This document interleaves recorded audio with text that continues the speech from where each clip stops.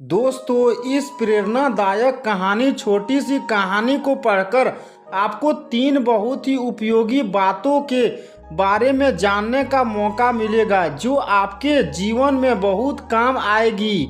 आप इस राजा और उसके पुत्रों की प्रेरणादायक कहानी छोटी सी कहानी को पूरा जरूर पढ़िए। कहीं आप इन 3 बेहद ज़रूरी बातों को मिस ना कर दें। यह कहानी है एक राजा की जो बहुत बड़े राज्य के राजा थे। वह बहुत बुद्धिमान राजा थे। आसपास के राज्यों के छोटे बड़े राजा उनसे अपनी किसी समस्या का हल पूछने के लिए आते थे। वह अपने राज्य की जनता के बहुत लोकप्रिय राजा थे। राजा के 3 पुत्र थे। तीनों पुत्र बड़े ही समझदार थे। एक बार राजा ने अपने तीनों पुत्रों की एक परीक्षा लेनी चाहिए कि इनमें से कोई अपने राज्य का अगले राजा बनने के काबिल है भी या नहीं। राजा ने अपने तीनों पुत्रों को एक साथ अपने पास बुलाया और उनको एक टास्क देता है और कुछ शर्तें भी बताता है।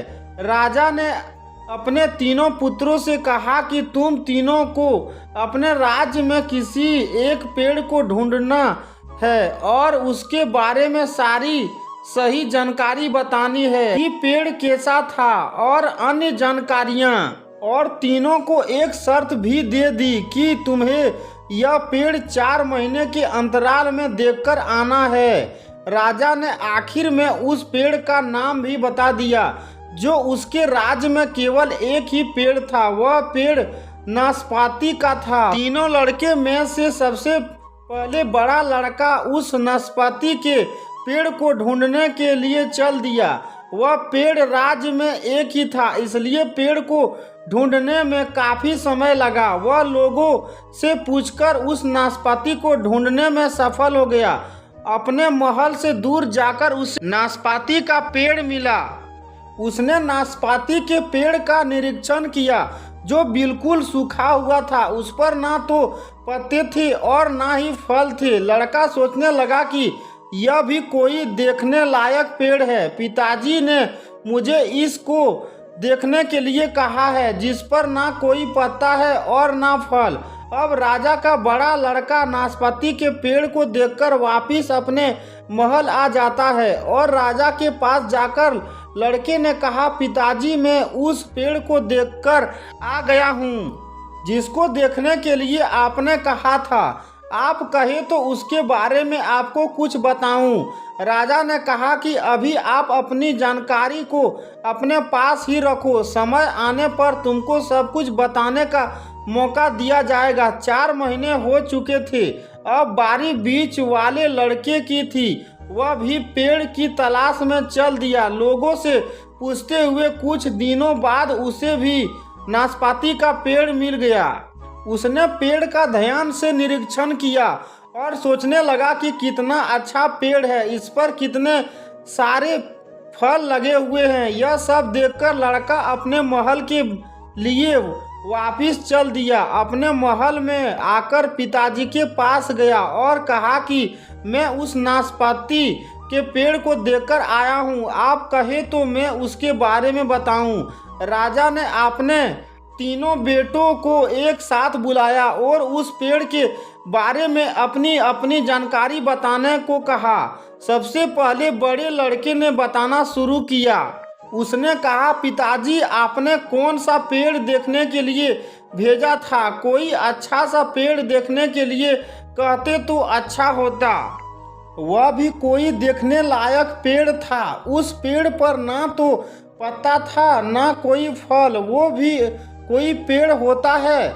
इतने में बीच वाले लड़के ने जवाब दिया कि ऐसा नहीं है। उस पेड़ पर हरे भरे पत्ते थे लेकिन हाँ कोई फल नहीं था। इतना सुनकर छोटे लड़के ने कहा कि आप दोनों झूठ बोल रहे हैं। उस पेड़ पर पत्ते भी थे और फल भी थे। वह बहुत अच्छा पेड़ था, उस पर बहुत फल लगे थे। अब तीनों पुत्रों में अपनी बात सही साबित करने के लिए बहस होने लगी। आसपास खड़े लोग भी राजा के लिए कहने लगे कि ये कैसा राजा है, इसने अपने लड़कों में ही लड़ाई करवा दी। इनमें फूट डाल रहा है।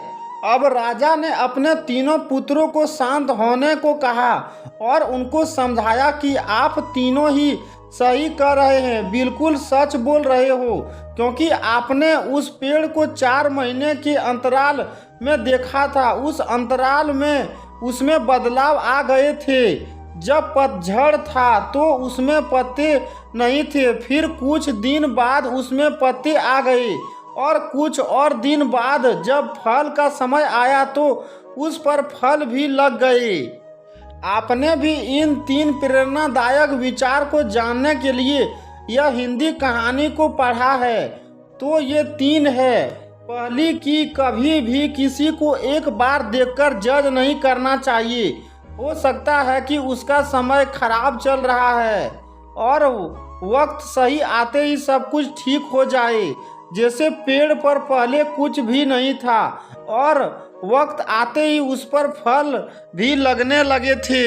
दूसरी बात, किसी पर भी, चाहे वो इंसान हो या कोई भी चीज हो, उस पर तब तक फैसला न ले जब तक आपको उसके बारे में पूरी जानकारी ना हो। जैसे पेड़ के बारे में किसी को भी पूरी जानकारी नहीं थी तो कोई भी अपनी बात सही साबित नहीं कर सका। तीसरी जो सबसे महत्वपूर्ण बात है कि पेड़ की तरह ही इंसान भी हर समय एक जैसा नहीं रहता। जैसे पेड़ पतझड़ में सूख जाता है और सावन आते ही हरा भरा हो जाता है और समय आने पर फल भी देता है। कभी परेशानी, कभी दुख तो कभी सुख भी आता है। इसलिए परिस्थिति के कारण किसी को कुछ भी बुरा भला कहना अच्छा नहीं होता। उम्मीद करता हूँ कि आपको ये राजा और उसके पुत्रों की प्रेरणादायक छोटी सी कहानी अच्छी लगी होगी। अगर कहानी अच्छी लगी हो तो कहानी को शेयर करें और ऐसी प्रेरणा से भरी कहानी को सबसे पहले अपने चैनल को जरूर से जरूर सब्सक्राइब कर लें ताकि इसी तरह का रोजाना वीडियो आपके पास जल्द पहुंचे। धन्यवाद।